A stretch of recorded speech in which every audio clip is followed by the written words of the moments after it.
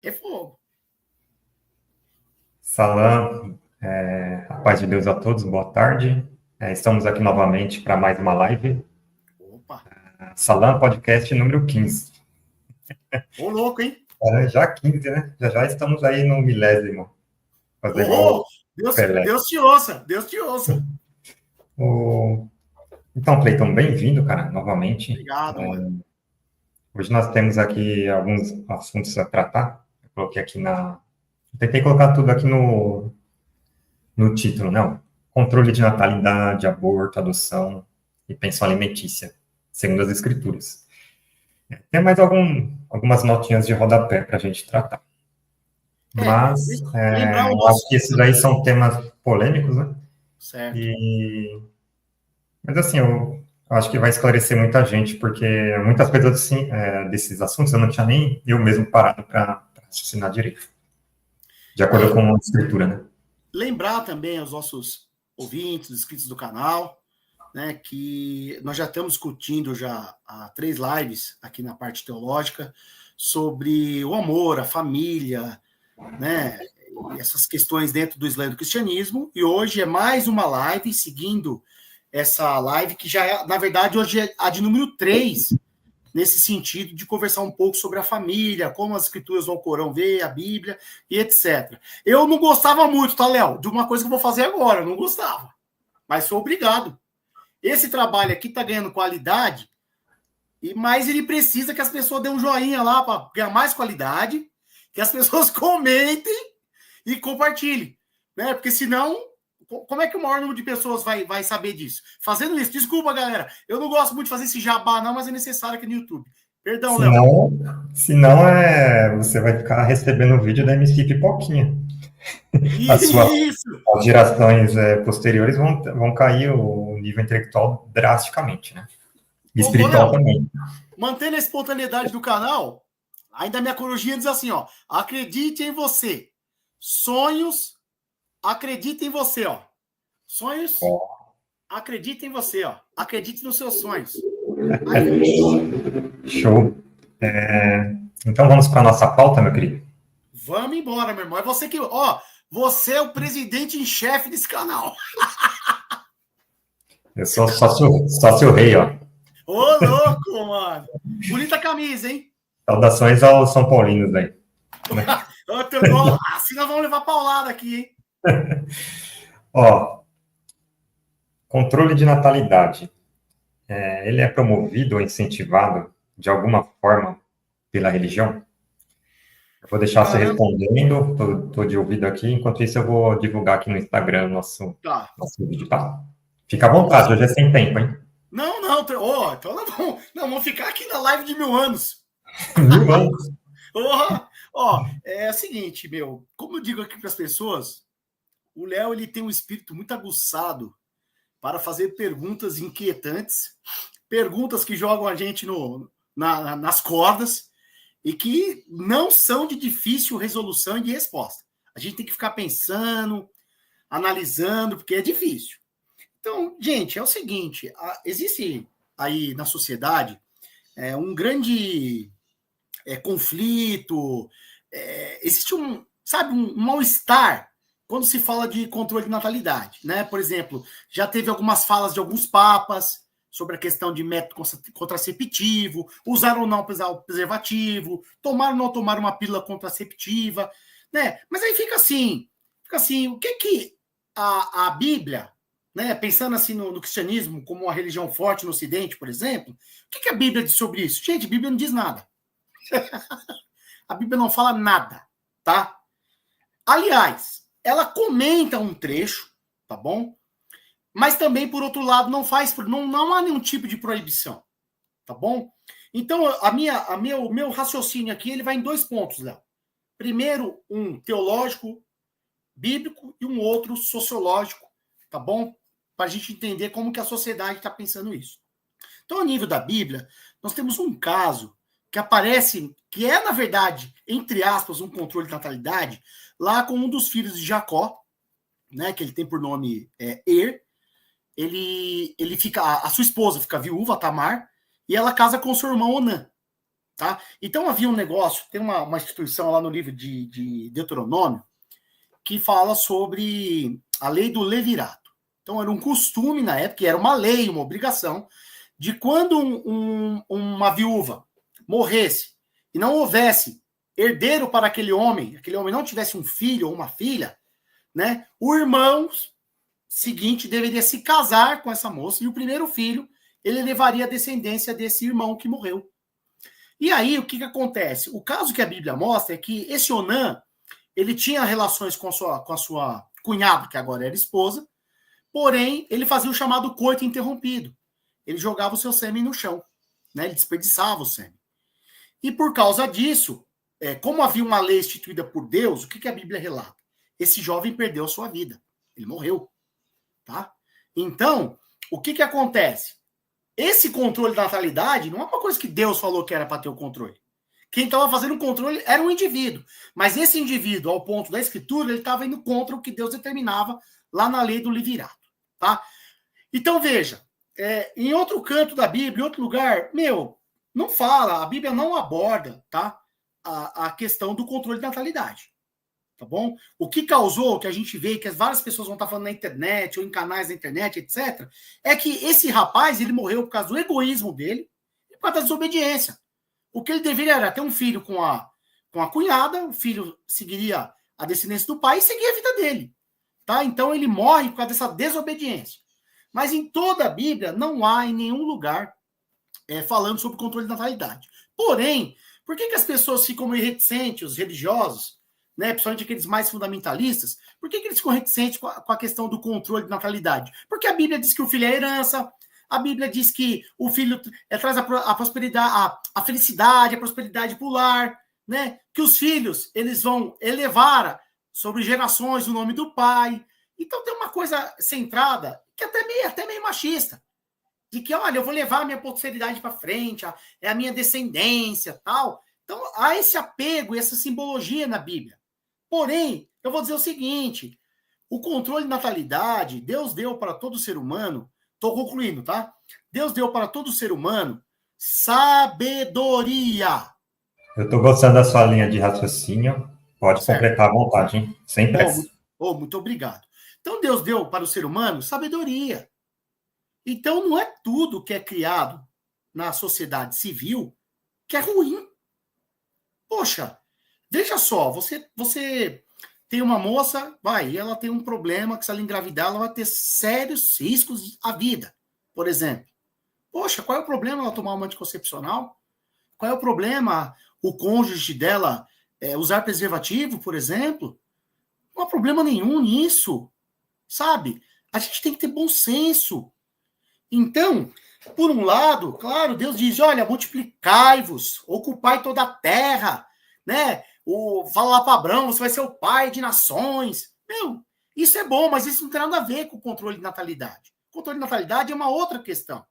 Então, as sociedades se desenvolvem, elas crescem, e chega uma hora que precisa administrar esse crescimento.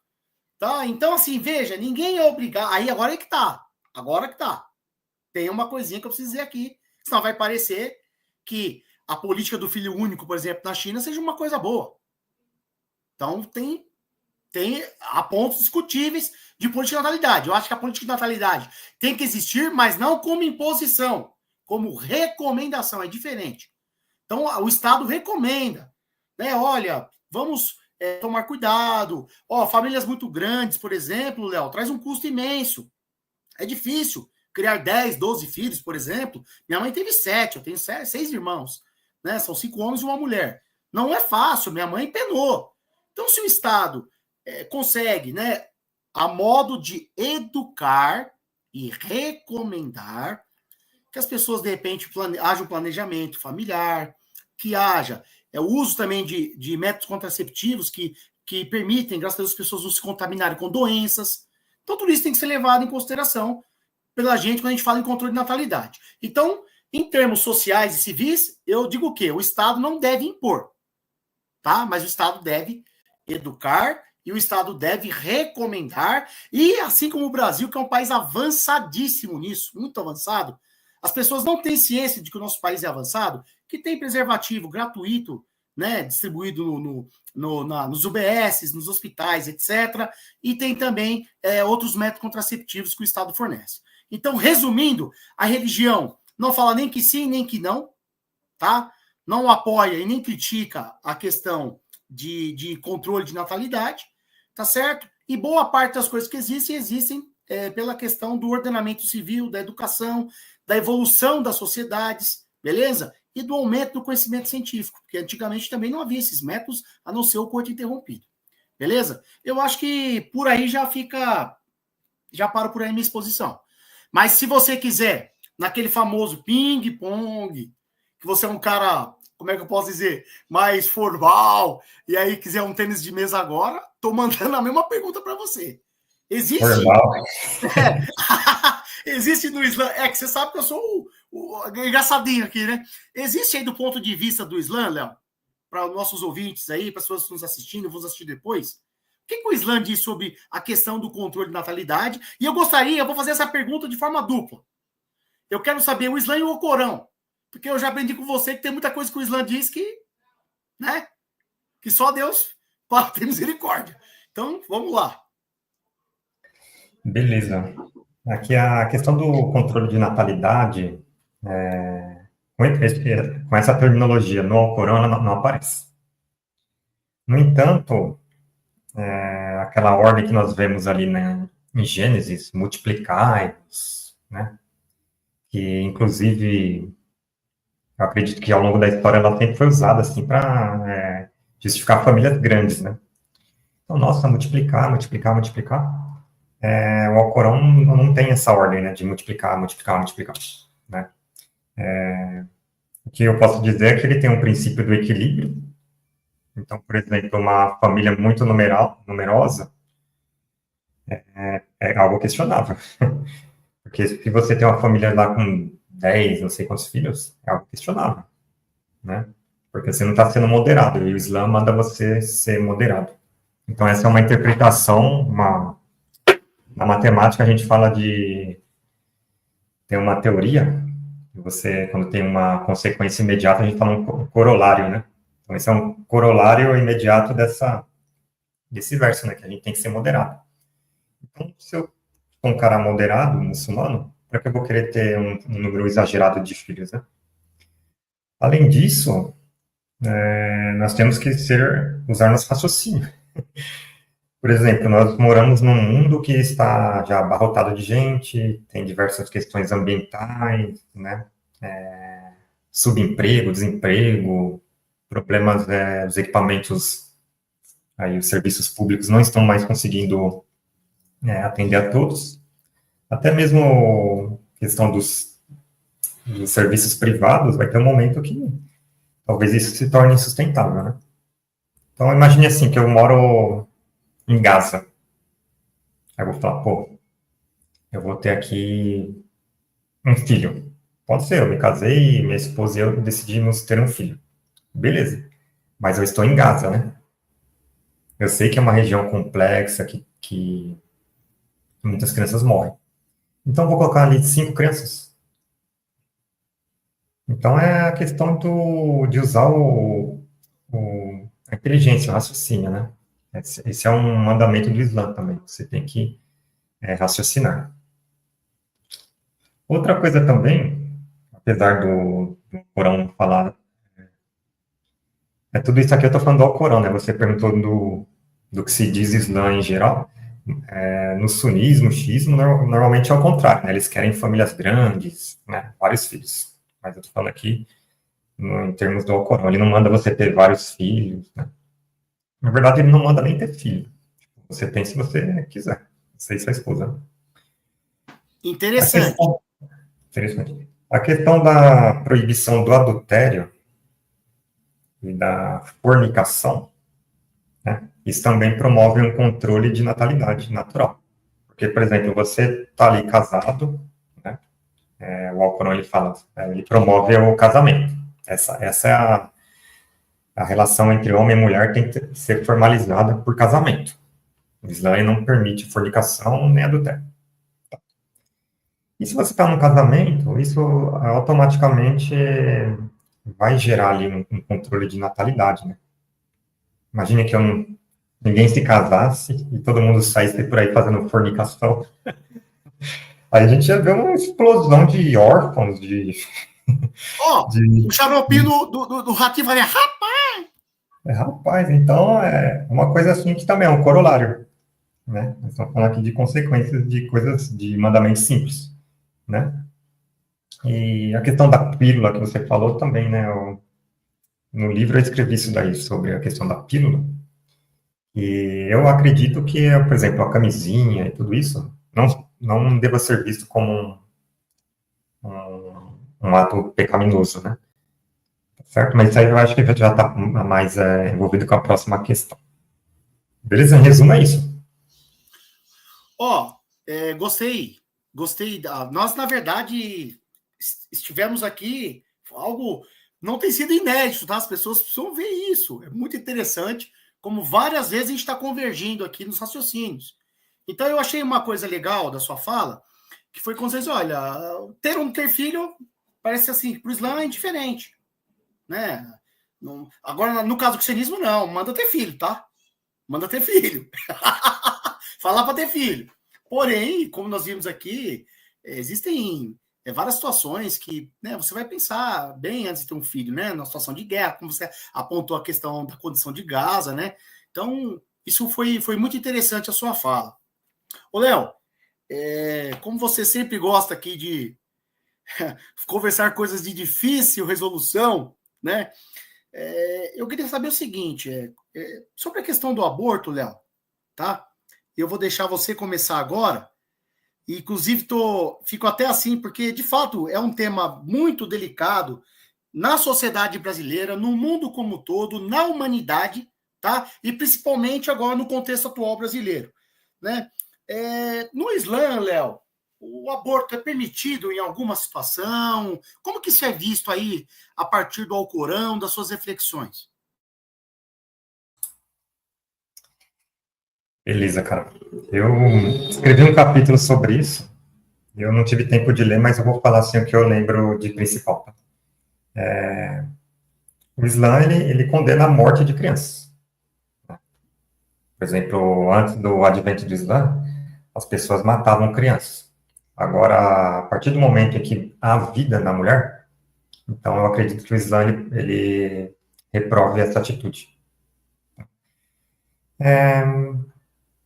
Agora, casos extremos. Por exemplo, no caso de violação, né?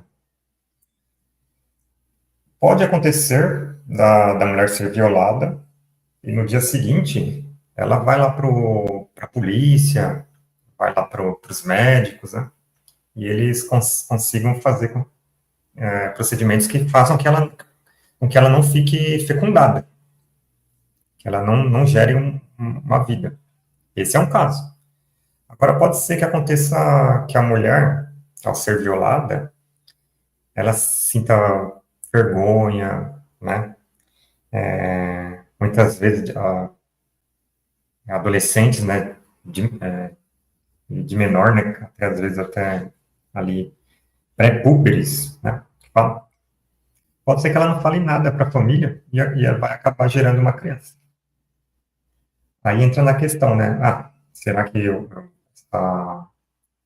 essa criança pode ser retirada, né, que eles usam esse termo retirado? Aí eu acredito que, de acordo com o Islã, não posso. Por quê? Porque aí foi uma falha da família dela.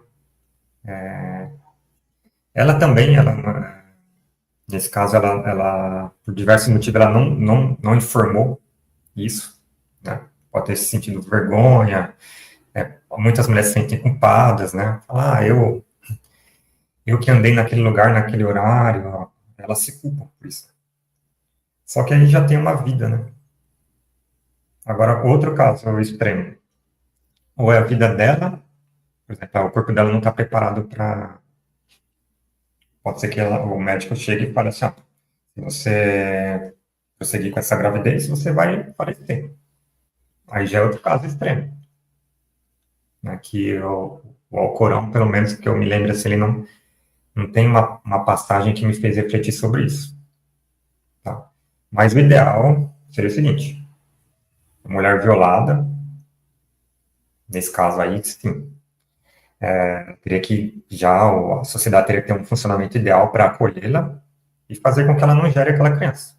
Só que aí, o que nós vemos assim é o resultado de uma culpa coletiva da sociedade. Uma sociedade que não protege as mulheres. As mulheres vão para o trabalho, vão para a escola, vai e vem, e as ruas são inseguras. Então, aí, nós estamos falando de uma culpa da sociedade. E no Islã, ele determina que as mulheres sejam protegidas, né? Então, na verdade, é uma situação que foge das condições ideais que o Islã promove.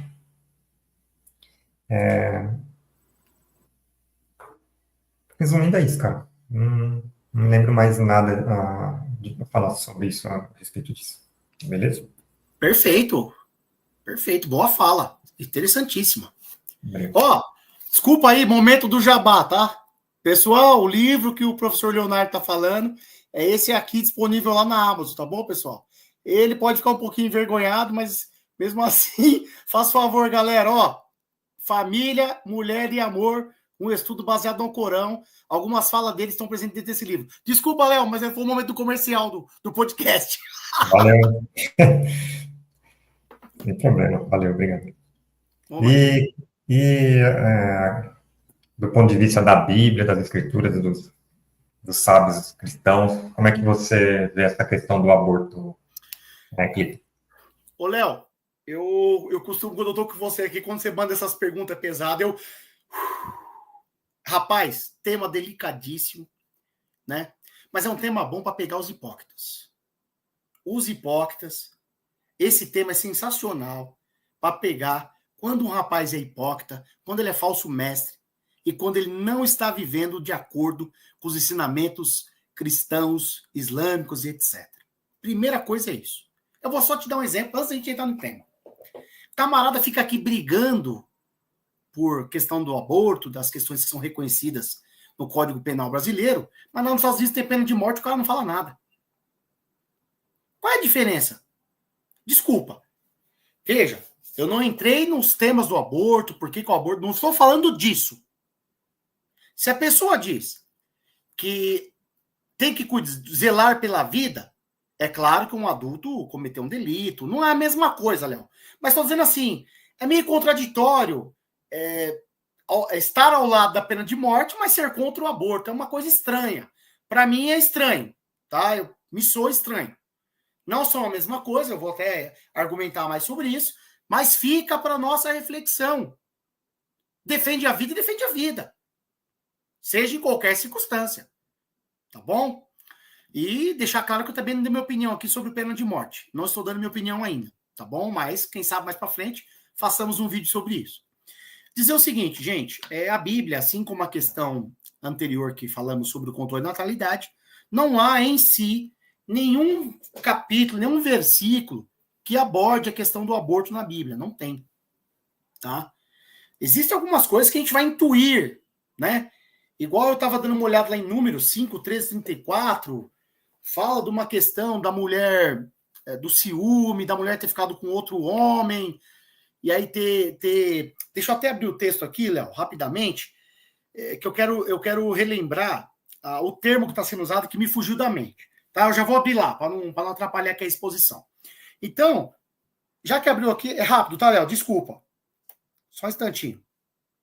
Sem pressa, hein? Fica à vontade. Ok. A gente espera aqui.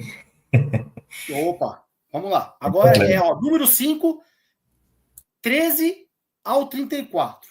Eu só quero ver o termo que está aqui quando fala... Peraí.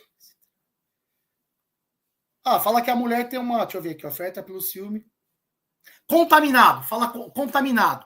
Eu fiquei um pouco em dúvida sobre esse termo, mas o que eu estou querendo dizer então? Voltando ao raciocínio. Perdão às pessoas que estavam aí nos assistindo, nos acompanhando. Vamos lá, vamos retomar. Então eu digo o seguinte, olha, a Bíblia não fala, tá, sobre a questão do aborto explicitamente. Então, se ela não fala, ela não é nem contra nem a favor. Simplesmente há um limite ali do texto bíblico, ele não faz um relato explícito sobre isso, tá? Deus fala assim da vida, fala da concepção, que Deus enxerga o indivíduo já desde o ventre da sua mãe, e por aí vai, são palavras já conhecidas por todos nós. E está dentro do jargão cristão, protestante, evangélico, católico, etc. Porém, lá em Êxodo 22, 23, né, o que vai estar muito falando na Bíblia é sobre a questão de honrar o pai e a mãe, etc. Mas em si, é só em números que aparece essa questão da mulher ter se relacionado com outro homem. Eu não tenho certeza, porque eu precisaria estudar mais isso, mas não sei se esse contaminado, até se alguém aí aparecer e puder comentar, se esse contaminado, de repente, pode ser uma gestação. Fica parecendo que sim e que não. Tá? Mas eu diria o seguinte, a Bíblia não aborda, tá? Assim como você falou aí do Alcorão, em si não aborda. Porém, tem um detalhe, tá? Essa resposta não tem como eu dar ela, assim como a primeira, somente em termos bíblicos. Nós também temos que vir para a esfera legal e para a esfera civil, tá bom? Então agora eu falo por mim e eu vi que você vai coadunar. A sua reflexão foi em torno disso. Eu vi que você vai coadunar, tá? É o seguinte, em termos civis, tá? O nosso país, a Sabrina falou que crê que não seja gestação. Obrigado, Sabrina. Pô, comenta aí e participa com a gente. Obrigado. Tá? Então eu preciso olhar. Se eu não sei 100%, perfeito, Sabrina. Se eu não sei, Léo, eu prefiro esperar, tá bom? Eu prefiro esperar. Só que eu vou dizer o seguinte agora.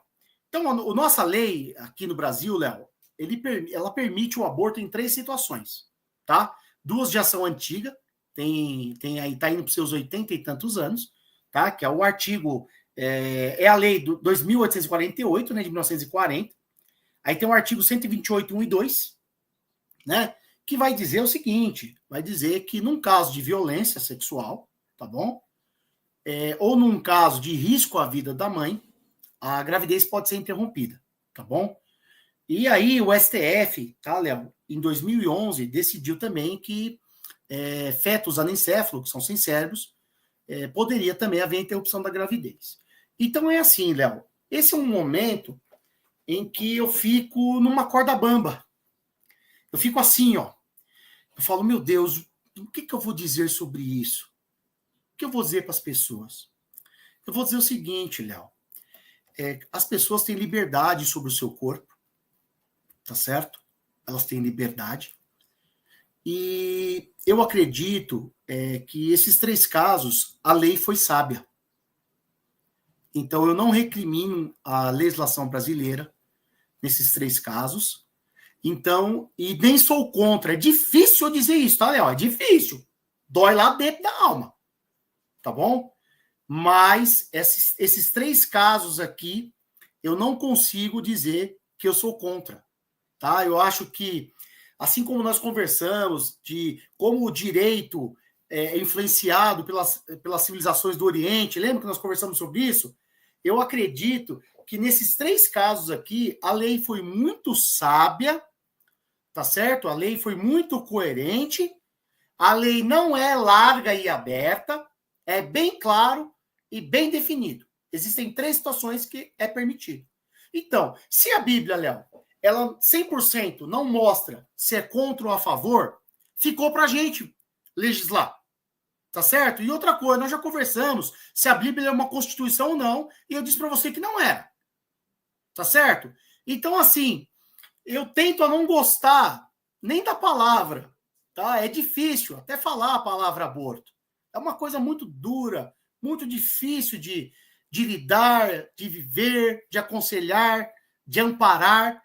Porém, tá? Eu preciso encerrar dizendo o seguinte: essas 3 questões da Lei 2.848, de 1940, no parágrafo 1, o 2, e a questão do STF em 2012, eu tenho a dizer para você o seguinte: nessas circunstâncias eu não tenho nenhuma contrariedade e eu aceito o que a lei determina. Beleza? Apesar de que, meu Deus, há um conflito imenso aqui no país e eu já estou preparando aqui para levar pedrada aqui na internet. Mas é a lei. Né? Como é que pode dizer que respeita a autoridade e não respeita a lei? Aí fica aquele negócio, né? Só respeita a lei quando é interessante. Só respeita a lei quando convém. Então, não, gente. Ou a gente respeita a lei e, principalmente, se ela é justa, se ela você olha e fala, não, meu, essa lei chegou muito perto do... E ponto, acabou, meu. Beleza? Ó, Eu ia falar uma coisa que eu esqueci. Lembra quando eu fiquei pensando claro. assim? Tipo, quando Irmão, tava o... ó, você não fala só o que você esqueceu, você fala o que você quiser aqui. Oh, aí sim. Maravilha. Ó, só besteira aqui não, hein? Então, eu tava assim, ó, loading, né? Tava... Faltou falar uma coisa assim, por exemplo, no caso do... A pessoa tá num casamento ou ela se relaciona fora do casamento. Fornicação, né? Aí, não, não utilizou nenhum método ali para se prevenir e gerou uma criança. Aí descobriu que estava... A mulher descobriu depois de um tempo que estava grávida. Aí, nesse caso, aí eu defendo também que não seja permitido o aborto, né? Só para deixar isso registrado. Beleza? Entendi perfeitamente. Ô, Léo, como tá nesse comentário, eu não consigo ver, mas eu acho que você veja. Tem um comentário, acho que da Sabrina. Então, tô clicando aqui em comentários, não tá aparecendo, hein? Eu vou ver lá no YouTube. Ah, agora que eu vi. Agora que eu vi. Desculpa, esse veio por uma notificação aqui pessoal, Léo. Ah, tá. Deixa eu só ler É, aqui rapidão, peraí. tá. Ó, ô, Sabrina, você tá me assistindo. Posso só ler esse comentário aí? Peraí. Deixa eu ver. Tá ok. Ó, a questão é assim, ó. Como mulher, ó, a decisão por optar em um aborto não é tão simples. A partir do momento que há uma vida sendo gerada dentro da mulher, existe uma transformação no interior tão grande e inexplicável que se a mulher decidiu por esse caminho, é porque não havia outra solução. É muito complexo. Eu concordo, tá?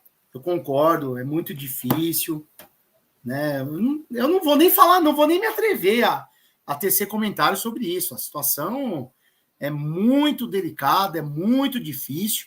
O que eu sei é uma coisa: o Estado não deve, tá certo, deixar de olhar para essas questões, legislar e cuidar da melhor maneira para que a humanidade das pessoas seja preservada, o bem-estar, o bom funcionamento do psíquico, da mente.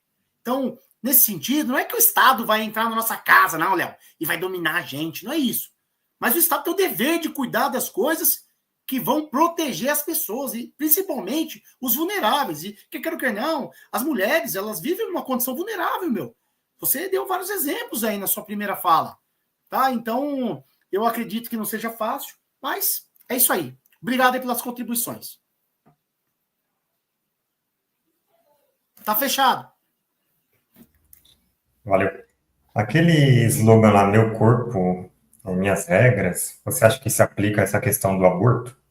Você acha que a mulher que vai abortar uma criança ali, por exemplo, vamos supor que a medicina bata o martelo hoje e fala assim, a partir de 3 meses já tem vida ali. Certo. Aí a mulher fala assim, não, mas meu corpo, minhas regras. Vou tirar, entre aspas, né? Você acha que faz sentido essa frase? Eu posso sair correndo? Eu já posso antecipar meu ponto de vista. Eu acho que não faz sentido, porque ali já tem uma vida, né? Então o corpo Ô, não é cara, dela. sabe o que você fez? Se tivesse como é que fala? Uma animaçãozinha assim, eu ia estar tomando um monte de soco. Ó, é o seguinte, cara. Vamos lá. Eu vou dizer de novo. Por que eu disse que o Estado tem que tomar a frente? Para que as coisas não sejam banalizadas. As coisas não podem ser banalizadas. Tá certo? Quando as mulheres dizem meu corpo, minhas regras, não vou me atrever a comentar muito isso, mas eu vou dizer o seguinte: as meninas, elas têm sim o poder e o direito sobre o seu corpo, tá? Porém, quando a gente fala da questão de vida, beleza? Ou de fazer algo mal para o próprio ser humano, nós devemos criar legislações, tá certo? Que protejam a todos e todas. Então, eu diria o seguinte: eu não vou aplicar eu disse que, sobre a questão do aborto, o que a legislação brasileira permite, eu sou a favor. Beleza? Foi isso que eu disse. O que a legislação permite, eu acho que foi bem apropriado.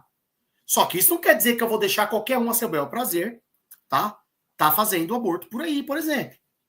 Então, é o nosso corpo, nossas regras, mas existe um limite também quando nós próprios podemos estar fazendo mal para a gente mesmo. Então, a gente precisa de uma proteção.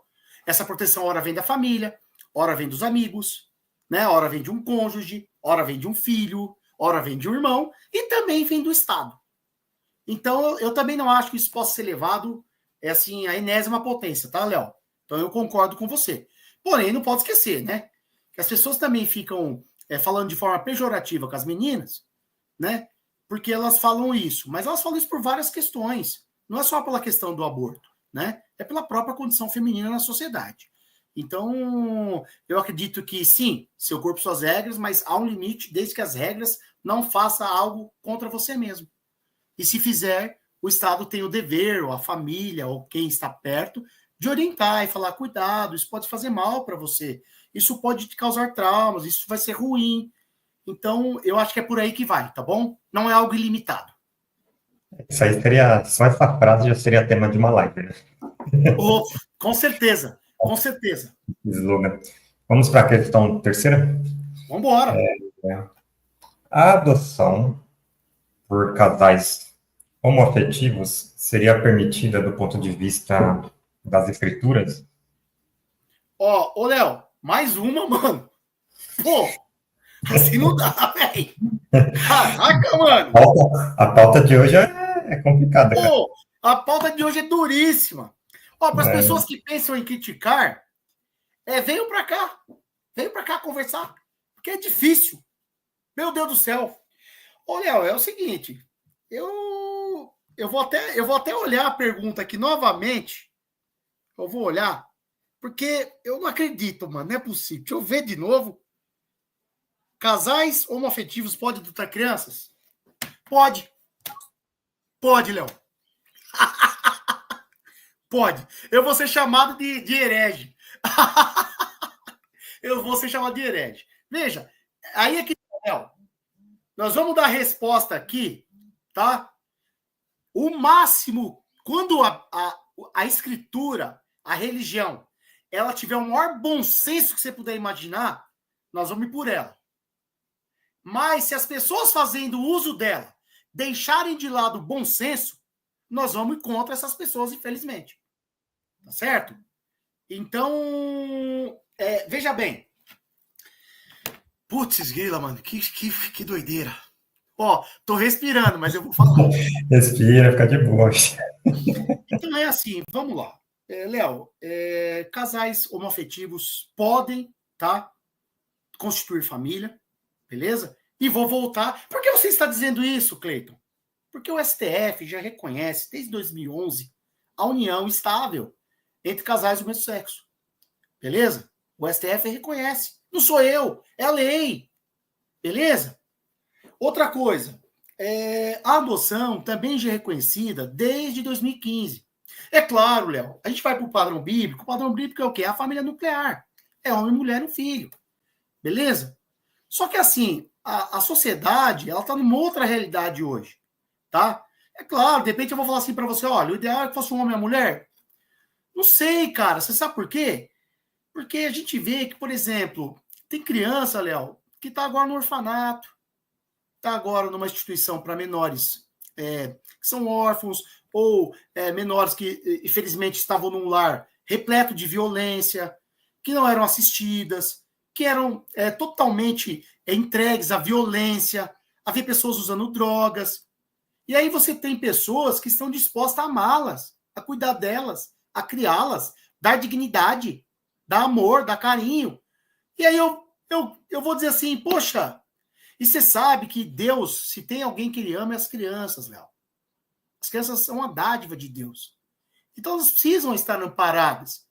E aí eu vou pegar e veja, independente, eu estou indo aqui além do religioso. Eu cresci a minha vida inteira com as pessoas falando que isso não era possível. Então você imagina como é eu dizer isso aqui para as pessoas. É difícil, é dolorido, dói lá na alma. Porque é tanta coisa que as pessoas colocam na nossa cabeça que você fica, rapaz, será? Será que eu estou errado? Quantos nos estão nos assistindo aqui pensando, será que isso está errado? Será que isso está certo? Então, tem o seguinte, rapaz. Eu acredito que a Bíblia não recomenda, tá? A Bíblia não vai dizer. A Bíblia não vai abrir uma questão para dizer se casal homoafetivo vão poder adotar ou não. A Bíblia não vai trabalhar isso daí. Para a Bíblia, a ideia é o quê? É um casal heterossexual. Beleza? Mas na esfera civil, beleza? Eu não sou contra, tá bom? A lei do nosso país permite, tá bom? E qualquer coisa que saia do que Deus quis, não sou eu nem você que vai dizer o que é certo e errado. Beleza? Todas as pessoas vão estar diante de Deus, vão estar sendo analisadas e assistidas por Ele. É Ele que determina as coisas, não sou eu. Tá bom? O que a gente pode fazer é orientar, dar carinho, ser compreensível, ensinar, mas não querer ditar para as pessoas como elas devem viver suas vidas. Beleza? Lembrando, desde que sejam coisas que não prejudiquem uns aos outros, sua família, a convivência social. É igual, por exemplo, esses lambibota que tem aqui no país, por exemplo, desculpa. Eles causam conflitos à convivência nacional. Essa gente tem que ser o quê? Combatida. Porque causa desarmonia, causa conflito, dissensão, são tudo um bando de iracundo. Entendeu? Então não façamos isso, Léo. Mas eu tô curioso para ver o que você vai falar aí, cara.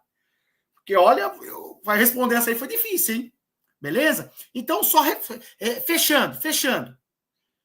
A Bíblia não aborda e, se a gente for analisar, de repente pode ser até contra. Tá bom?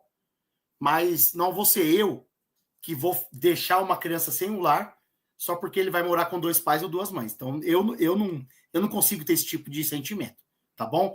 Mas agora eu quero ver o que você vai falar aí. Tô curioso. O Islã, ele valoriza muito a intenção, né? Todas as ações, inclusive, tem um versículo do Alcorão que fala que, mais ou menos assim, a minha vida, a minha morte, né, tudo na vida do crente é voltado para Deus, né? Todas as ações. Isso não quer dizer que eu vou ter que ficar orando 24 horas por dia, jejuando, né? Na verdade, até se eu estiver jogando futebol com algumas pessoas, naquele momento eu tenho que proporcionar um momento de lazer a todos, né? Tratando todo mundo bem. É um ato já de devoção a Deus, se tratar as pessoas bem, né? A motivação desse casal, ela é uma motivação bem fundamentada. Tanto o casal heterossexual quanto como um casal homoafetivo. Qual é a intenção da adoção? É realmente cuidar dessa criança? É você atender uma pressão social? Você provar alguma coisa para as pessoas, né? Muitos fazem isso para colocar na internet, né? Aqui adotei, né? Ou para levantar uma certa bandeira, ou certas bandeiras, aqui, ó. Então a pessoa adotou não com uma intenção louvável, né? A religião, o Islã, o cristianismo enxergam a homossexualidade como um pecado? Sim, está nas escrituras, né? Não foi eu nem você que escrevemos, né? O Alcorão nem a Bíblia. tá lá, é pecado. No entanto, o Alcorão ele fala que todo, exceto um, né? Os capítulos do Alcorão eles começam falando, Deus é o mais misericordioso. Bismillahirrahmanirrahim. Fala expressamente da misericórdia absoluta de Deus. Repete isso aí, como é que é esse negócio aí? Bismillahirrahmanirrahim. Louco, meu, você é louco. Minha pronúncia não é boa, mas é próximo disso. Para mim foi excelente. Obrigado. E assim, mesmo vendo a homossexualidade como um pecado, o Alcorão fala assim, ó, 4:116. Por certo, Allah não perdoa que lhe associem outra divindade. E perdoa tudo o que for, afora isso, quem quiser. Ou seja, mesmo que a pessoa faça um pecado ali, por exemplo, a homossexualidade é um pecado. Deus pode perdoar isso se ele quiser. Moisés matou um cara, Deus perdoou. Então, existe uma gama imensa de pecados. Deus pode perdoar tudo, menos que você faça isso aqui. Você associar a outra divindade a ele. Certo? Então, por exemplo, tem alguns casais homoafetivos que querem adotar uma criança. Então, se eles tiverem essa intenção, então, qual seria o prejuízo, né? Sendo que o benefício seria maior que talvez alguém consiga ver algum prejuízo nisso, né? Só que o Alcorão ele não fala diretamente disso também, igual a Bíblia. Ele não fala a adoção por casais, né? Por casais homossexuais. Na verdade, ele nem reconhece, como ele vê como um pecado, ele nem reconhece a união de casais homossexuais. Ele enxerga a homossexualidade como uma fornicação. Está lá no Alcorão. Não foi eu que escrevi. A Bíblia, Léo, a Bíblia também vai dizer que é pecado, vai dizer que é perversão do ser humano, etc., lá no livro de Romanos, entendeu? Uhum. Então, por não reconhecer como um casal, então, talvez daí eu possa deduzir que não seja permitido. Tá? Além disso, por exemplo, temos uma pessoa que é uma pecadora, segundo a religião, né? Por exemplo, posso ser um cara que enche a cara de cachaça. Mas se eu puder fazer um bem, isso aí vai contar em meu benefício lá no dia do juízo. Tá? Nada impede de uma pessoa fazer um bem. Nada impede de um homossexual, qualquer pessoa que, segundo a religião, seja pecadora, nada impede que ela faça o bem. Então, se tem um homossexual que quer fazer uma ação boa, inclusive é encorajado, né? E agora mais as últimas questões aqui, né? Questão de você proporcionar um lar para uma criança envolve ali, segundo o Islã, né? Você precisa fornecer um lar islâmico. Então aí já entra em conflito, por exemplo, será que um casal homoafetivo poderia proporcionar essa educação islâmica, né? E a questão da biologia, porque o Alcorão ele fala, né? Aqui, deixa eu abrir rapidinho aqui. 3:36. Um momentinho. 3:36. Ó. Aqui é a mãe de Maria, né? Quando ela fala assim, ó. E quando deu a luz a ela, ou seja, ela deu a luz a Maria, né? Antes disso, ela havia feito um voto, né? Um voto assim, o fruto de meu ventre eu voto, entrego a Deus. Tipo, ela falou isso. Aí ela se espantou quando ela deu a luz, né? Ela deu a luz a uma varoa, uma mulher, uma menina, né?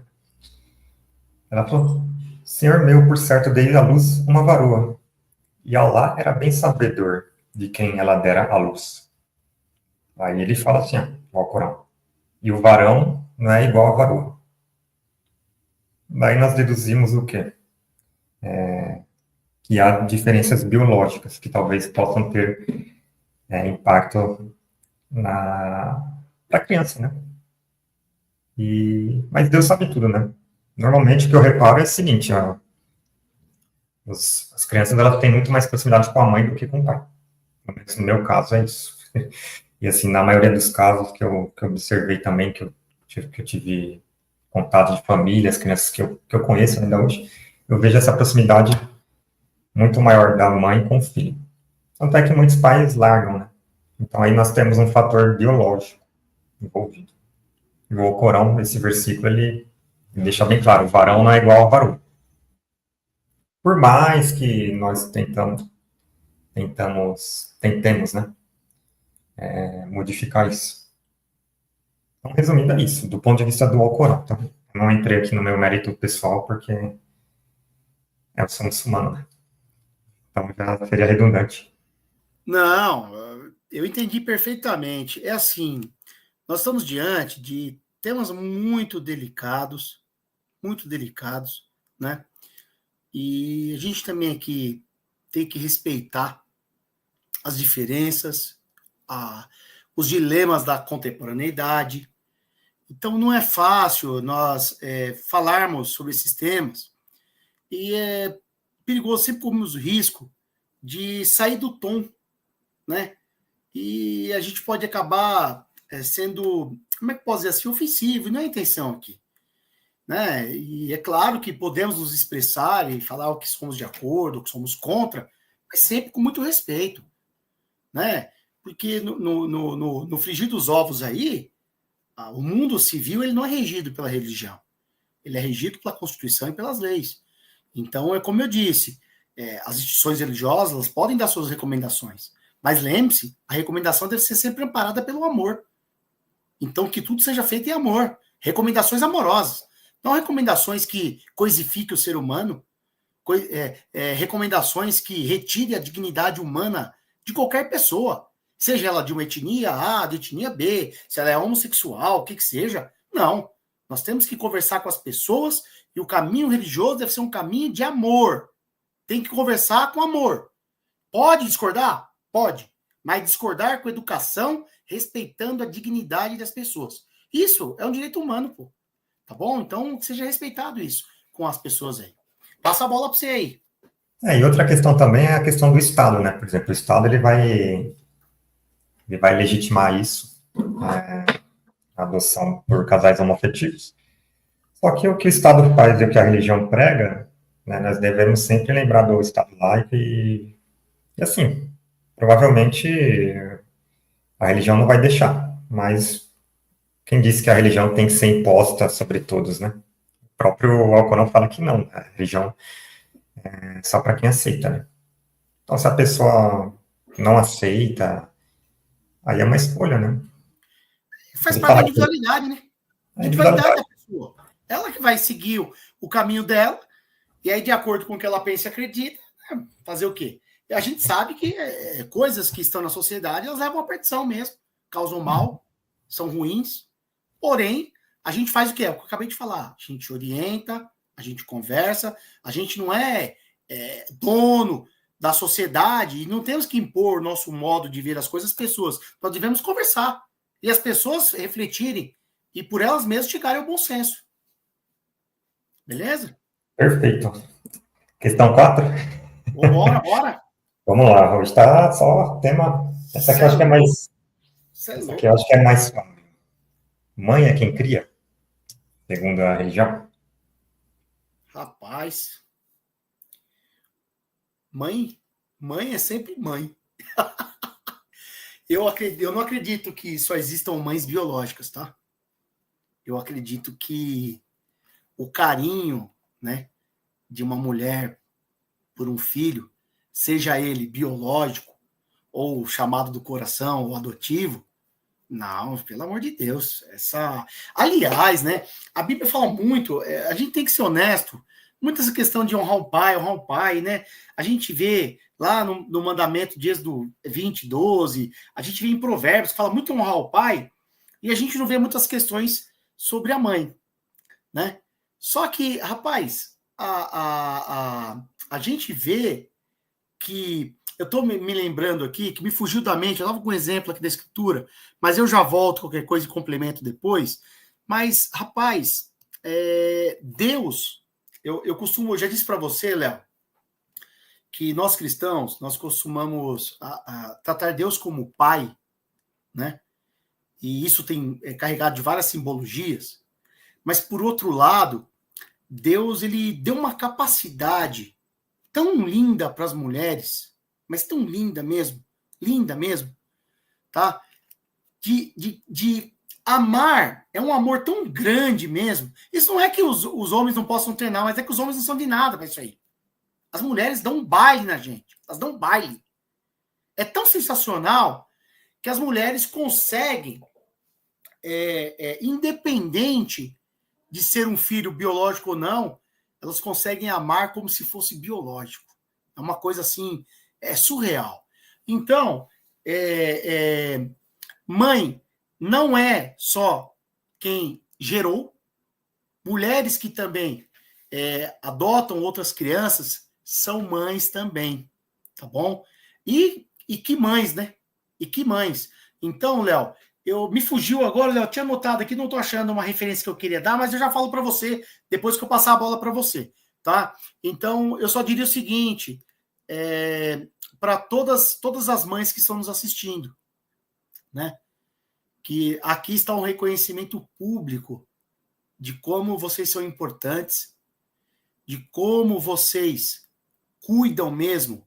Não no sentido que está dizendo que mulher tem que cuidar do lar, não é isso que eu estou falando. Eu estou falando do carinho mesmo. A gente vê o que nossas mães, como elas são, ou as mulheres. Eu conheço uma amiga que adotou uma criança, Léo. Eu sempre costumo dizer que o maior dom de amor é quando você consegue adotar uma criança, meu. É uma coisa assim inexplicável.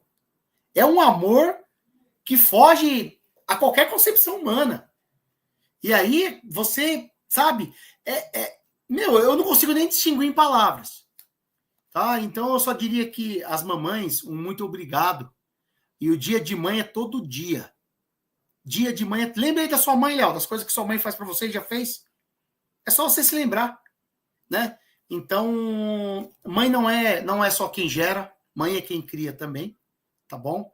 E eu quero nessa fala aqui fazer um agradecimento a todas as mulheres que sempre se dispuseram a ser mãe, independente da biologia ou não, as favorecerem, tá bom? Eu vou passar para você aí, que eu vou ver aqui na minha anotação que eu perdi, eu tinha uma referência bíblica importante para isso. Afirmativo. Obrigado. Então, do ponto de vista islâmico, eu consegui relacionar aqui dois raciocínios, né? Nós temos a mãe biológica, o Alcorão, ele valoriza a questão da biologia, mas eu acredito que seja no sentido de impor responsabilidade. Porque se a gente disser que a questão, quer dizer, o fato das mulheres gerarem biologicamente uma criança, isso não tem importância nenhuma, então pode ser que chegue um momento que isso fique sendo algo banalizado, entendeu? Então, assim, a maternidade biológica, os laços de sangue, têm importância. E tem tanta importância que essas pessoas que colocam essa criança no mundo, elas têm que ser responsabilizadas. Tá? Isso gera uma responsabilidade automática, né? Não pode ser algo banalizado. Então, essa mãe é uma mãe biológica. A gente fala assim, a progenitora, né? Às vezes até de forma pejorativa. As pessoas falam, quem é progenitora? Chama progenitora. Porque progenitora não é a mesma coisa que mãe, né? Pelo menos aqui pra gente, né? A gente fala, progenitora é quem colocou no mundo. Agora, a mãe é quem cria, né? Então, nós temos a mãe biológica e a mãe que cria. A mãe que cria, ela é mais mãe do que a mãe biológica, né? Ela que vai educar, ela que vai amar, ela que vai cuidar, tudo. Só que nós temos que ressaltar isso. Quem gerou tem que ser responsabilizado, né? Por exemplo, a pessoa que gerou, no futuro ela pode deixar uma herança, por exemplo. Se ela não reconhecer o filho, ele vai ser prejudicado. Então, nós temos que pensar em termos práticos também. Tá? Então, é isso. Resumindo, é isso. E a questão da adoção, o Alcorão também permite, né, que nós tenhamos filhos adotivos. Perfeito. Órfãos, né? Órfãos. Mas a questão do abandono, ele não encoraja. Vou colocar na rua, então alguém vai... Não, pelo amor de Deus. Vai adotar. Né? Veja, você falou da questão do abandono. Se a gente for pensar na questão bíblica, se o filho é uma herança minha, como é que eu vou abandonar algo que tem tanto valor para mim, né? Então é meio complicado. Eu estava lembrando, Léo, eu dei um bug, mas voltei. Deu um bug. Lembrei, eu estava usando a simbologia de pai, né? E que a Bíblia fala que Deus nos adotou, né? E a gente sabe que quando a gente vai para... eu fico imaginando, as pessoas, a gente conversa aqui, eu converso com o Léo durante a semana aqui, gente. Aí ele fala, vou lá na minha mãe agora, vou lá no meu pai, e etc. E eu acredito que o Léo, quando ele chega lá na casa do pai dele, ou da mãe dele, tem um bolo lá, ele come, ele abre a geladeira, certo? Então, eu acredito, né, que esse amor de adoção de Deus para com a humanidade, e a gente pegando essa característica de pai, era isso que eu queria dizer, que a mãe, ela tem essa característica também, né? Então, a gente percebe que esse amor, tá? Pensando assim, eu tentando fazer uma analogia com a ideia de pai, né? Eu faria essa analogia com a ideia de mãe, que você vê como é o comportamento. Eu falo, é igual o Léo disse, não é a mãe simplesmente progenitora, é a mãe, a mãe, né? É claro que, Léo, fica também aqui um recado aos paizinhos, tá? Para todos os pais que estão nos assistindo ou irão nos assistir, que ele também tem responsabilidades e que ele pode agir igualzinho a mãe também. Ele pode fazer muitas coisas pelo seu filho. Muitas coisas. Porque também, Léo, senão também fica parecendo que a responsabilidade é só da mãe, né? E na verdade, não. A responsabilidade é dos dois. Os dois precisam cuidar, dar amor, fazer as atividades da casa, estarem juntos em família. Para quê? Para que ambos cuidem um dos outros. Então, eu diria o seguinte: se Deus nos adota, pode ter certeza que se nós pudéssemos. Eu estou fazendo uma licença poética aqui, tá? Nós podemos colocar como se fosse o pai, ao lugar do pai, a mãe com certeza faria o mesmo por nós. Então, ter mãe e pai, e agora eu trago a questão do pai só para fechar esse raciocínio, é isso. É essa liberdade no lar, é esse cuidado, esse amor. Então, fica esse recado aí também, para que nós estamos abordando aqui as mãezinhas, mas pais, façam sua parte, viu? Agora foi sério. Essa aí lacrou, hein? Ô, lacrou, hein, mano? Caraca! Ô, Léo, como a gente está abordando muitas questões familiares, e você trouxe essa questão de se mãe é quem cria, etc. E eu dei até uma viajada aqui, fui lá para o matriarcado. Putz, meu Deus. Ó, os crentes que tivessem tirei, me perdoem, de vez em quando eu posso me confundir aqui. Ó, eu diria o seguinte, ô Léo, e sobre a questão de um homem que não assume suas obrigações, quando ele gera um filho com uma mulher, por exemplo, e aí a gente sabe que tem a questão de pagamento de pensão e etc, etc. Como que, de repente, o Islã, o Alcorão, ou você mesmo, a partir das suas reflexões, como é que você vê isso? Sobre essa questão de pagar pensão, o abandono, do ponto de vista aí bíblico, corânico e até reflexivo seu. Como que você vê isso? Essa questão da pensão, eu pesquisei no Alcorão e não achei assim uma especificação, né? Algo diretamente relacionado. Existem implicações lógicas, né? Que eu posso extrair ali do princípio da justiça, da reparação de prejuízos, né? Do mal que foi feito. Então, se um cara coloca uma criança no mundo, automaticamente ele tem responsabilidade de sustentá-la. Se ele não está sustentando, então a justiça tem que fazer com que ele ajude no sustento. Se ele não... porque assim, ele pode não ter condições, ele pode ser um cara pobre. Mas aí o Alcorão fala que Deus não impõe sobre ninguém algo que ultrapasse sua capacidade. Não impõe sobre alma alguma carga superior à sua capacidade. Isso quer dizer, na minha opinião, que a justiça ela tem que ser aplicada, mas até um limite. Por exemplo, o cara ganha um salário mínimo. Ele vai ter que contribuir ali com o básico do básico. E a mulher ali, as familiares, talvez dele, quem puder ajudar, vai ajudando para proporcionar condições mínimas e decentes para essa criança. Então, esse é o caso da pensão, né? Se o cara tem poucas condições, ele vai ajudar com aquilo que ele pode. Se ele tem condição de sobra, aí ele vai ajudar mais, né? Claramente. Só que se ele se recusar, aí a justiça tem que tomar uma atitude. Sequestro que fala, né? Sequestro de bens e valores, reter ali valores para ele cumprir com aquilo dali. Se o cara for um vagabundo, não quer trabalhar, aí a justiça tem que fazer ele trabalhar. Prender é justo? Pô, se o cara ficar preso lá, ele vai produzir como? Ele vai trabalhar como?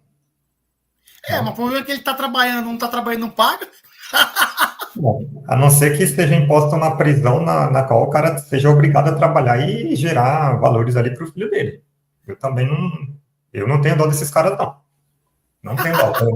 Tenho dó da criança, tá? Então, eu acredito que não seria islâmico prender, igual hoje acontece, né? O cara, Ah, tá. você pode ter a alternativa de sequestro de bens, né? Ou fazer arrumar um emprego para o cara. A sociedade pode se organizar e falar, pô, esse cara aí ele é esforçadinho, mas ele está desempregado porque está difícil para todo mundo.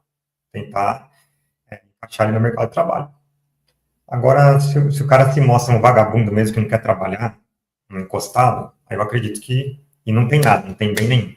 Aí eu acredito que realmente ele tem que ser preso. E lá na cadeia ele vai ter que. O Estado vai ter que se organizar e fazer o cara trabalhar lá. Sei lá, produz cadeira, né? Produz, sei lá. Bola de pedra na pé, mano. Não dá, porque a criança é mais importante, né, cara? A gente tem que ver ao lado da criança. E assim, um ano para mim passa rápido. Para uma criança, nossa, ela cria memórias. A criança, há um ano, por exemplo, uma criança que nasce hoje, um ano, depois é a vida toda dela. Quando ela está com 2 anos, cada ano é 50% da vida dela. Então, não, a lei, quando é assim, voltada para benefício da criança, não tem tempo. Não tem que esperar, tem que ser uma coisa imediata. Tem que ser muito rígida mesmo, né? Porque a ela não vai recuperar nunca mais, né? Questão do abandono também, né? Pô, o cara abandonou uma criança, a criança está passando fome na rua, tal. Esse cara tem que ser seriamente também, tem que ser seriamente responsabilizado. Então, assim, em termos gerais, de acordo com o Corão, a gente tem essa ideia de equivalência e reparação do dano, né? Eu acredito que realmente essas sejam as medidas islâmicas adequadas. Passa a palavra aí para saber essa questão aí do ponto de vista do cristianismo, né? Ó, Léo, a Bíblia toca em muitos assuntos, né? Mas assim não tem, assim como os outros temas que já discutimos, uma bala de prata. Qual que é a bala de prata lá da Bíblia sobre a questão do pagamento de pensão do abandono, né? A Bíblia fala muito da questão de Deus nos abandonar, né? Que Deus pode uma mãe se esquecer de um filho, quanto mais eu que sou Senhor, etc, né? Que o justo não vai ser abandonado, mas não tem um exemplo assim específico, né? De como deve ser tratada a questão. Eu sei que, eu volto a dizer isso, agora é uma fala muito mais sacerdotal do que científica e etc. Mas assim, se a Bíblia diz que ter um filho é uma honra, que é uma herança, que Deus presenteia você com um filho, e aí quando você tem esse filho, você o abandona, automaticamente você está cometendo um pecado grave, né? E a nível social, não preciso nem falar, pior ainda, tá certo? Então, eu diria o seguinte, a Bíblia jamais vai recomendar o abandono, seja a circunstância que for de um filho. Jamais, né? Então, jamais devemos passar pela nossa cabeça e abandonar um vulnerável. Aliás, é até crime, Léo, tá? Você abandonar um vulnerável é crime, tá bom? Isso é passível de punição legal. Então, a Bíblia não fala especificamente, mas se nós formos ver os padrões de comportamento bíblico, as indicações bíblicas, os mandamentos bíblicos, a importância de um filho, de uma criança na vida de um servo de Deus, a gente automaticamente não vai fazer isso. A gente vai saber que Deus não vai se agradar. Tá certo? E no caso da pensão, a mesma coisa. Se você gerou, você tem que prover, pô. Se você gerou, você tem que ter responsabilidade com aquela vida, com aquele vulnerável. E, aliás, a gente está falando aqui só em dinheiro. Não. Você também tem que fazer o pagamento afetivo. Você também tem que dar carinho, amor e afetividade para aquele filho que você teve. Tá? Ô, Léo, só a título de curiosidade aqui, o artigo 244 do Código Penal brasileiro, ele tem lá as prerrogativas sobre a questão da pensão. Tá? Então, é assim, eu vou eu não gosto do encarceramento, tá, Léo? Eu não gosto. Aí os lambes já aparecem. Olha, o esquerdista, olha, não sei o quê. Eu não lido muito bem com o encarceramento. Assim, ainda mais no nosso país, nos Estados Unidos, que o encarceramento é feito de forma banal, sabe? Os processos parados, pessoas, às vezes, que o cara pegou uma galinha e é tratado igual alguém periculoso. Mas por que eu estou dizendo isso? Pelo seguinte, Léo, eu acho que eu tô assim, alinhado com o Código Penal.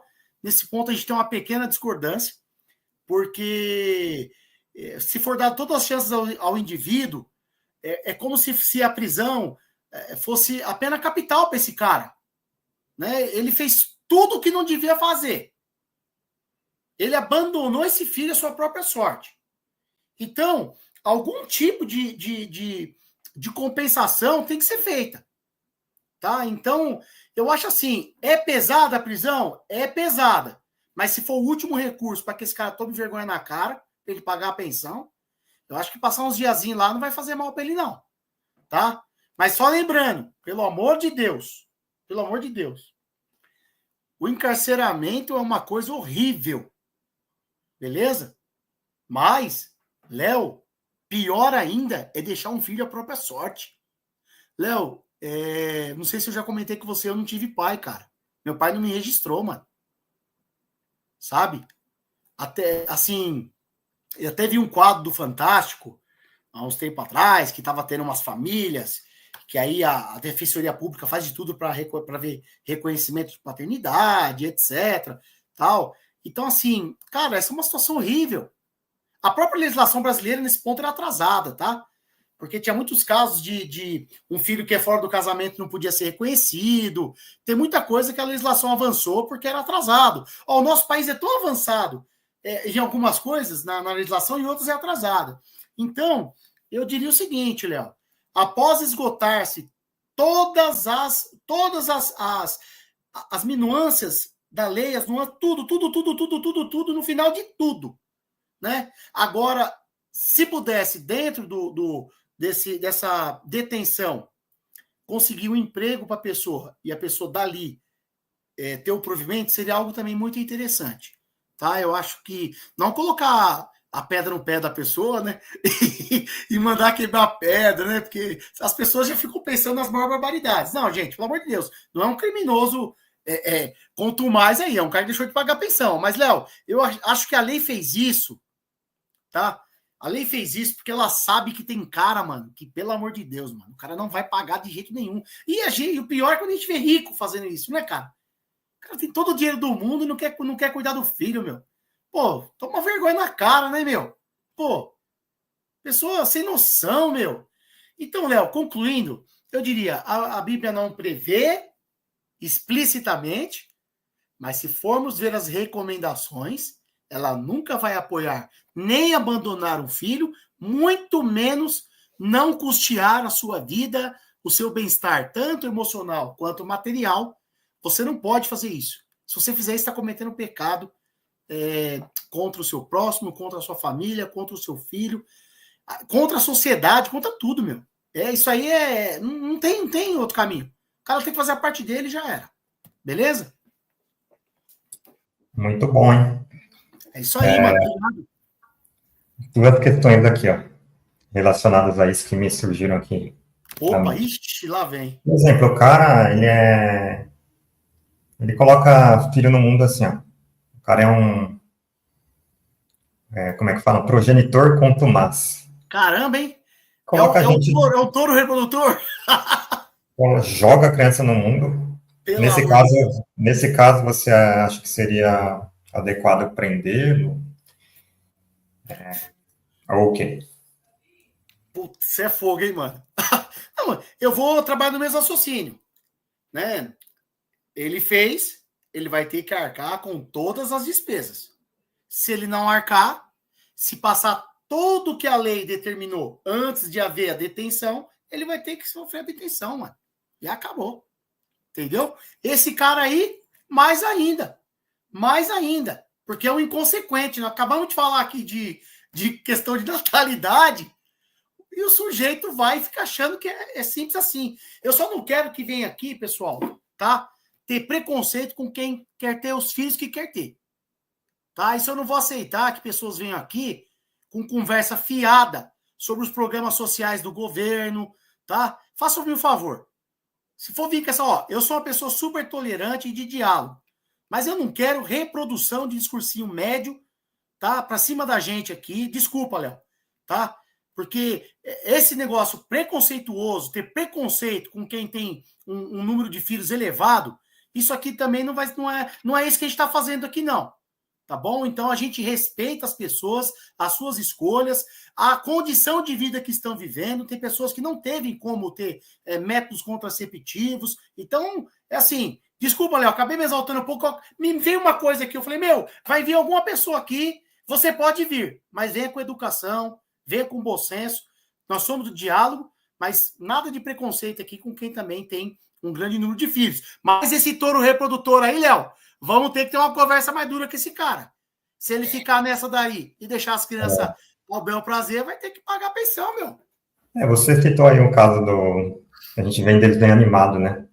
Acho que eles faziam isso em Alcatraz também, algumas prisões dos Estados Unidos, que o cara colocava aquela bola de ferro Isso. lá no pé. E realmente houve, né? Algumas prisões dos Estados Unidos, eles usaram esse dispositivo.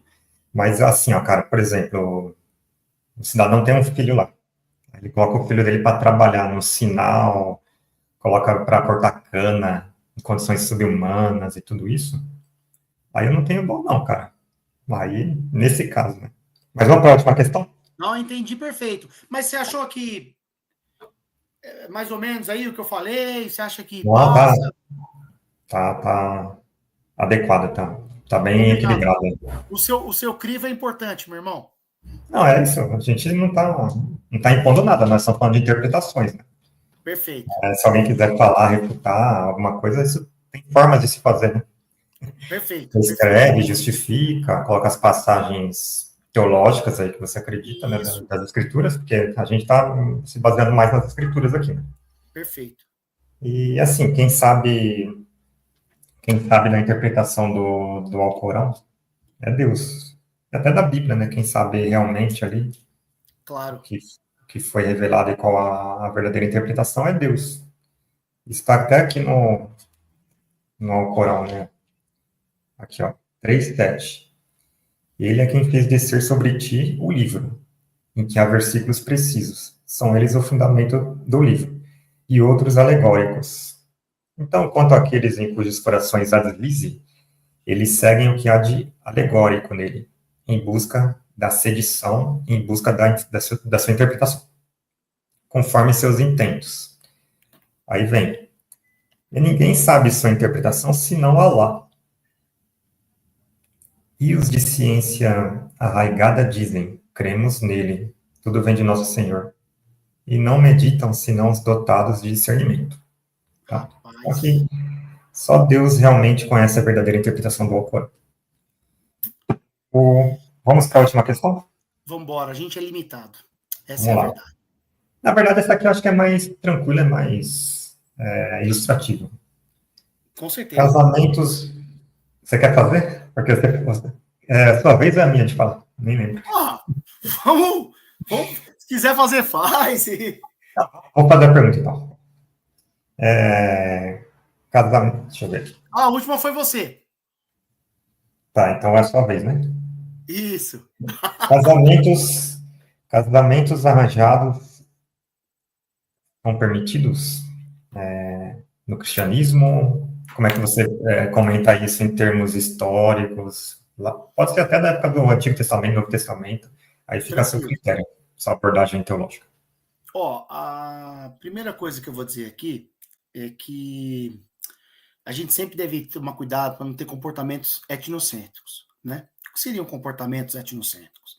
É quando eu penso que o que a nossa cultura faz, o que ela pensa, o que ela escolheu, a sua forma de viver é melhor do que a dos outros, né? Então a gente sabe que é muito popular, por exemplo, casamento arranjado na Índia, por exemplo. É muito popular lá, é cultural, característico, né? Então, nós como ocidentais olhamos e achamos estranho. Mas não é assim, tá certo? Nós temos que entender aquele povo, sua realidade, sua história, sua formação.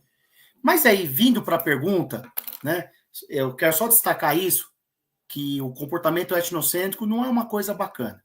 A gente tem que ter cuidado e cautela quando a gente fala de outras culturas, de outras práticas e de outros pensamentos que não é igual ao nosso, tá? Mas eu diria o seguinte, a Bíblia, ela não fala nada sobre isso também de forma explícita. Uma passagem bem característica sobre um casamento arranjado, por exemplo, é o casamento de Isaac, filho de Abraão. Tá? Então, Abraão não quer uma pessoa ali da onde ele está vivendo, ele manda buscar lá onde sua família vivia e etc., uma esposa para o seu filho. Então, Isaac e Rebeca não se conheciam. Então, a gente presume que é um casamento arranjado, tá certo? Só que aí a gente vai ver o seguinte, a gente percebe que a Bíblia, ela não orienta isso, mas há um exemplo lá dentro. Mas esse exemplo lá dentro, ela está relatando uma história. Ela não está dizendo, faça casamentos arranjados. Ela está contando uma situação. Beleza? Outra coisa importante também é o seguinte, é que o casamento arranjado, ele é completamente inconcebível para o ocidental vivendo no capitalismo. Tá? Então, saindo agora da questão bíblica, tá? A Bíblia determina exemplos, mas há outros casos de casamento por amor também na Bíblia. Então, isso não está fechado lá e nem está aberto. Beleza? Está suspenso. Eu fico mais com a narrativa como uma história contada. Agora, tem um detalhe. No contexto bíblico, nas sociedades bíblicas e todas as sociedades antigas, o casamento arranjado era muito comum, tá? Por dois motivos. Um, para fazer aliança entre famílias, beleza? Que até você falou da questão aristocrática, né? Então, as famílias faziam aliança através do casamento. O casamento era um negócio. Então, no mundo antigo, o casamento era um negócio. Então, era muito comum fazer casamento arranjado, isso em qualquer cultura. Beleza? Mas, no mundo atual, sobre o capitalismo, por exemplo, o capitalismo ele cria a ideia do casamento por amor, né? A ideia do romance, da paixão, beleza? Os próprios livros e etc. Nós tivemos a época do romantismo aí, né? Na literatura, por exemplo. Então, tudo isso, ele cria e traz para a mulher uma nova realidade. Porque se a gente for pensar no contexto medieval, Léo, o casamento também é arranjado na Idade Média. Tá certo? Aqui no contexto ocidental. É arranjado. E é justamente o capitalismo e a perca de domínio religioso e também a mudança social que o capitalismo traz, o mundo urbano, a ciência, tudo isso vai transformar as mentalidades ao ponto de que vai ser trazido também o quê? A liberdade de escolha dos indivíduos. O individualismo, eu tenho liberdade para escolher. Então, é interessante dizer que, é claro, talvez a mulher era mais penalizada nisso, mas os homens também estavam refém de um casamento arranjado também, na época das monarquias e etc. Então, essas alianças, elas aconteciam. Mas para hoje, por exemplo, eu não sei, Léo, mas talvez, se a gente for ver muçulmanos mais ortodoxos, judeus ortodoxos, o caso do hinduísmo, eu acredito que essa prática ele esteja presente, do casamento arranjado, tá? Mas se a gente for pensar atualmente, tá? No nosso caso aqui, o casamento arranjado para nós, se você for perguntar aqui para qualquer pessoa na rua no nosso país, a pessoa vai achar inconcebível, estranho, diferente. Ai, como é que pode? Eu vou ficar com uma pessoa que eu nem conheço, eu vou conhecer ela na noite do casamento. Então, eu diria assim, é estranho pra gente, tá? Mas, como eu disse, não querendo ser etnocêntrico, as culturas são diferentes, beleza? Então, do ponto de vista religioso, para fechar, a Bíblia não aborda uma situação, aborda até outra, mas não fala assim, vocês precisam arranjar os vossos casamentos. Não, a Bíblia não fala isso, beleza? A Bíblia também mostra exemplo do casamento por amor, sendo até contemporânea nossa nesse sentido, beleza? Mas a cultura ocidental, nos últimos 200 anos, mudou a condição da mulher, mudou a mentalidade, e hoje em dia isso não condiz mais. Então, eu, na perspectiva do religioso, eu não recomendaria, por exemplo, um casamento arranjado, porque eu acho que existem situações e situações, tá, Léo? Também não vou recriminar, Não vou recriminar um casamento arranjado. Mas também não sei se eu recomendaria, porque, rapaz, viver uma infelicidade, né? Essa ideia de não dar certo, tudo isso é construído, né? Mas eu não sei se eu recomendaria um casamento arranjado, não. Tá bom? Então, eu fico com esse ponto de vista. Acho que as pessoas devem se conhecer, né? Devem se relacionar e construir suas relações e, a partir daí, seguir adiante para um matrimônio, para um noivado. Né? Não acho que as coisas têm que ser também soltas, tá, Léo? Tudo solto, é tudo oba-oba. Não, não é isso, tá bom? Porém, poxa, se eu pegar pro meu filho e falar que eu vou arranjar um casamento para ele, vai dar uma confusão aqui, meu irmão. Pelo amor de Deus. Ou então eu vou arranjar um casamento para você. Desculpa, é que vai dar uma... Você é louco, meu? Você tá ficando maluco? Então, pra gente, infelizmente, aqui no Ocidente é meio inconcebível, tá? Mas eu tô curioso para saber o que você vai falar. Eu acredito que você vai defender isso aí.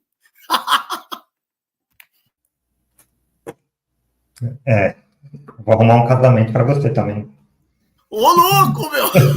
Brincadeira, cadê? Você já tá enrolado aí, né? Você é louco, mano! Ó, você tá querendo me complicar, hein? Ó, minha mulher gritou que não vai não, que ela tá assistindo, tá? Ih, rapaz, foi mal. Casamentos arranjados, assim, pelo que eu vejo, a lógica por trás deles, sempre tem dinheiro envolvido, né? Então a gente vê a crítica aqui, a crítica ocidental lá contra os hindus, alguns grupos aí que se dizem muçulmanos, né, algumas seitas, na verdade, né, ainda tem esse costume. Então sempre tem dinheiro ali por trás. Por exemplo, você é um político, aí você tem sua filha, aí você criou sua filha para ser uma pessoa interesseira. Você fala, pô, casa ali com o Bolsonaro. É tudo um arranjo, né, cara? Aí fica... Já junta interesses. Então, os casamentos arranjados são arranjados justamente para manter laços aristocráticos, na maioria das vezes, né? Principalmente na Idade Média, onde a gente via, até antes da Idade Média, do Império Romano, né? Os generais conflitantes, por exemplo, você é um general, você tem 10 legiões no seu comando. Eu sou outro general, eu tenho 8. Nós estamos disputando o poder.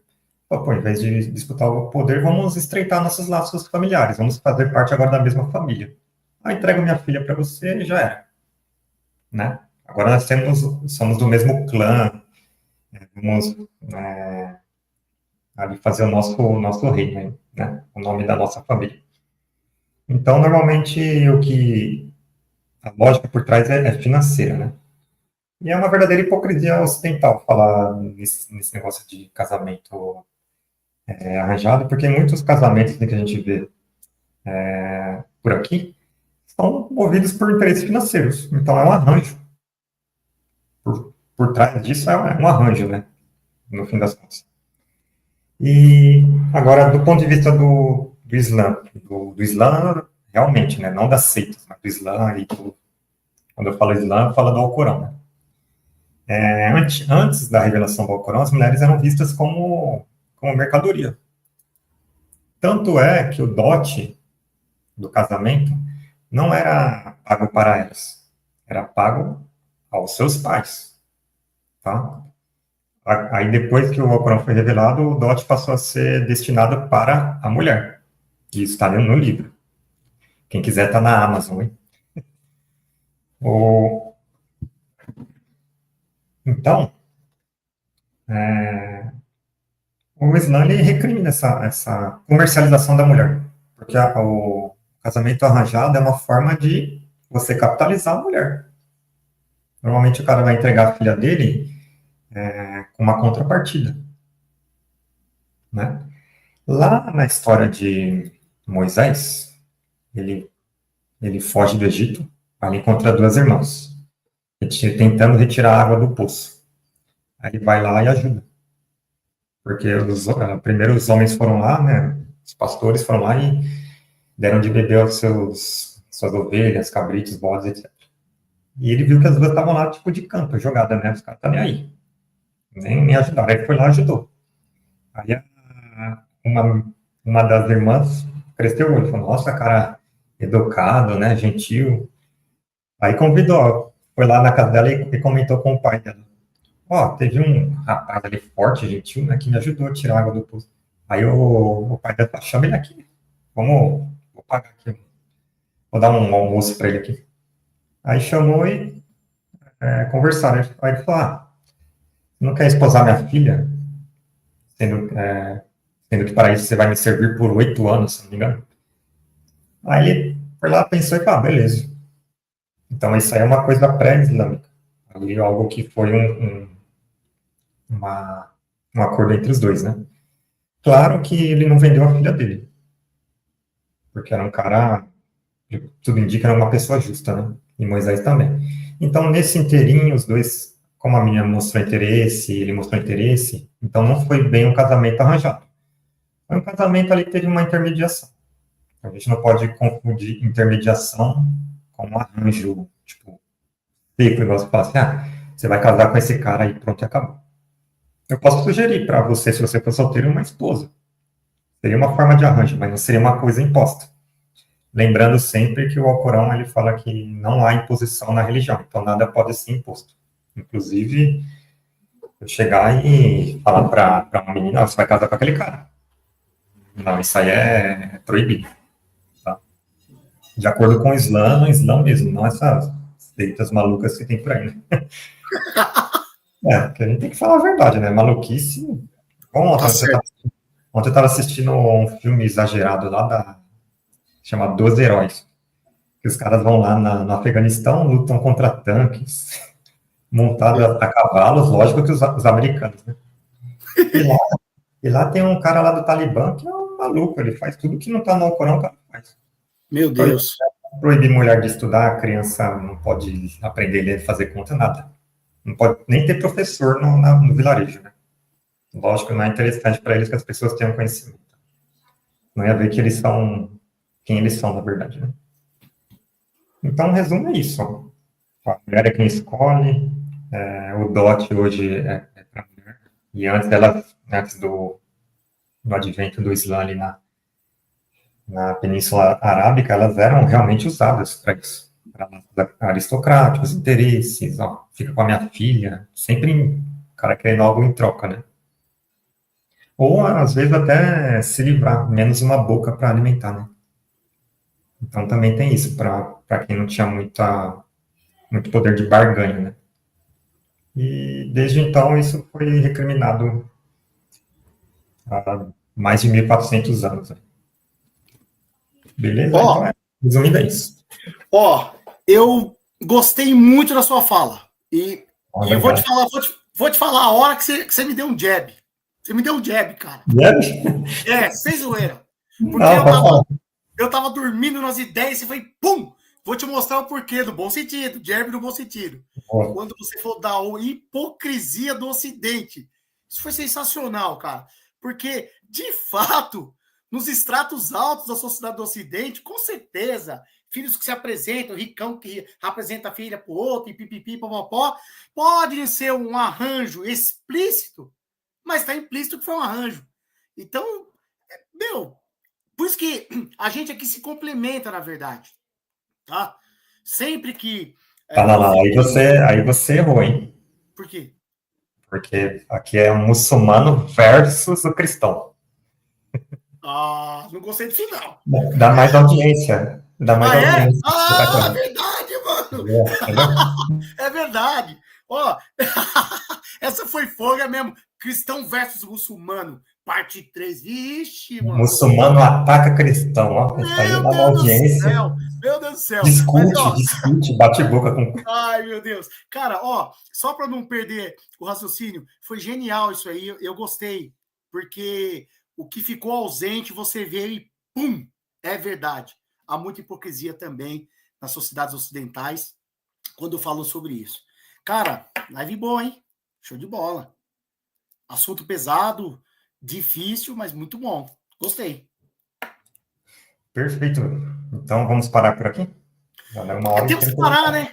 Temos que parar, porque a live de 1000 anos vai ser em algum momento aí. Meu, se a gente não precisasse comer, beber, dormir, ficava aqui 1000 anos conversando tranquilamente.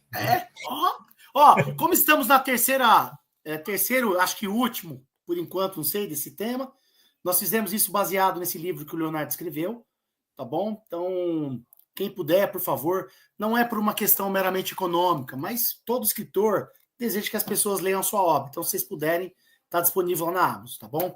Léo, meu, E legal, só uma cara. coisinha antes, destacar Você é aqui o dono desse esquema aqui, meu. para quem somos sócios. Ó, para quem está vendo aí, a gente vai tentar criar uma rotina de transmissão sempre aos domingos, às 17 horas. Tá? Todo Perfeito. domingo, às 17 horas, estamos aqui, se Deus quiser. Tá bom? Beleza. Léo, obrigado, hein? Eu que agradeço, cara. Aprendi muito contigo aí. Ixi, eu que o diga. Deus abençoe, viu, meu irmão? Honra. Salam, paz de Deus a todos. Até a próxima. Salam aleikum, paz de Deus, meu irmão. Aleikum salam. Tchau. Tchau.